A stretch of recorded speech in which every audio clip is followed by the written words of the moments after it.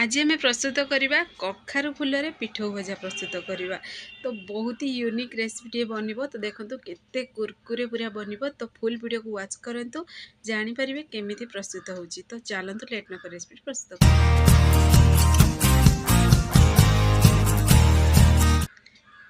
तो देखो ये मुझे नहीं कखारु फूल ताको भल से क्लीन कर धोई देती तार मुंडी पार्ट्स को ये बाहर कर देती।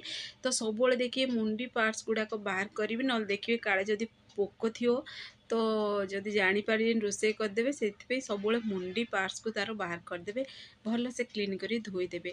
धोई गोटे प्लेट को बाहर करदे। ये देखो किसी चाउल को मु अरुआ चाउल को भिजे देती पूरा 2 घंटा आगु पूरा भिजे देती। तो पूरा पूरी भिजी देखो पूरा जमी हाथ में खंड करवा ना खंड हो गोटे आम जार नवा से जार रे चाउल को छाणिक आम एड करदे। पुणी देखो ये किसी गोटा मसला नहीं अदा रसुण पुणी से एड कर 4 ରୁ 5टी जी मैंने आपण मैंने राग खाइबे से अनुसार शुक्ला लंका एड करेंगे।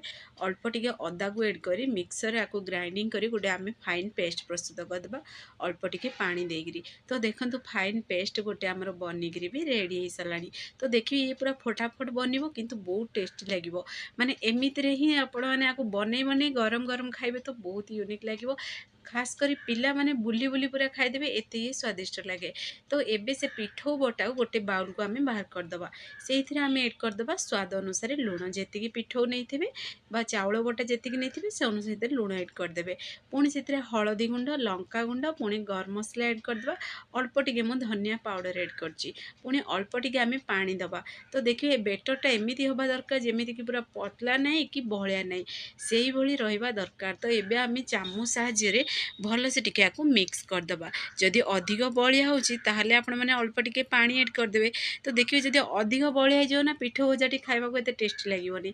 तो देखो बेटरटी यही होगा दरकार चामच जमी आपण मैंने एड करेंगे से गोटे धार रे पूरा एड हो माने पड़ुथबो। तो देखो यही प्रोसेस रे बेटर होता दरकार। तो भल से आम भी मिक्स करदे मिक्स कर आम साइड रखीदे। से भीतर गोटे तावा नहीं तावा गोटे गरम हवा दबा। तावा गरम हो सारापर मुझे एड कर सोरिष तेल।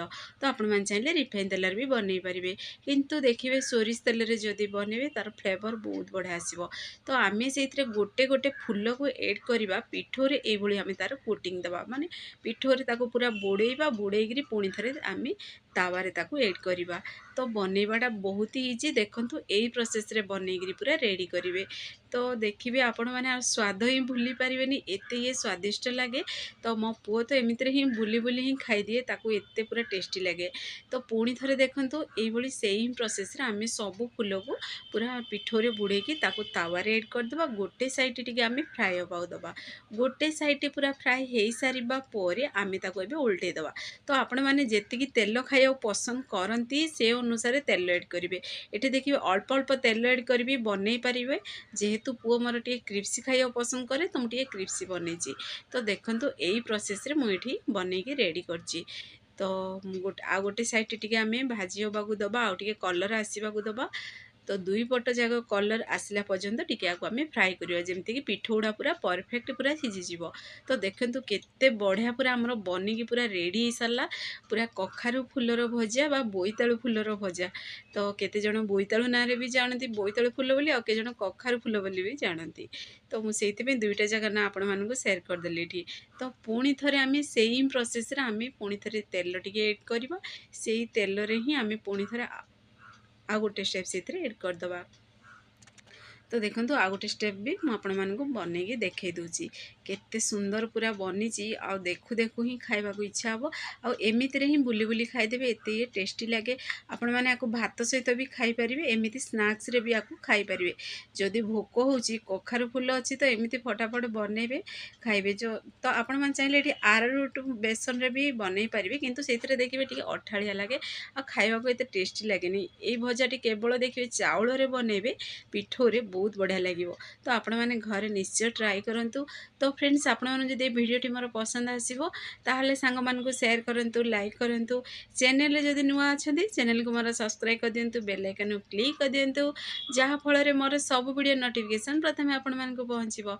मुझे इजी इजी वीडियो नहीं आसबि, आपण मैंने देखी घरे निश्चय ट्राए करूँ। तो आपण मानकु देखंतु पाखरु गोटे खंड करी देखई दूची कैमरा सामनारु केते बढ़िया पूरा बनी आमर फूल भजा रेसिपीटी, कखारु फूलर भजा रेसिपीटी। तो देखंतु पूरा माने बहुत सॉफ्ट भी अच्छी, बाहर पूरा क्रिप्सी अच्छी। तो आपण मैंने भाभी ही पार्थ्वे जे केते ये स्वादिष्ट भी बनी। तो घरे निश्चय ट्राए करूँ। कमेंट बॉक्स रे मते कमेंट करूँ केमती लगिला।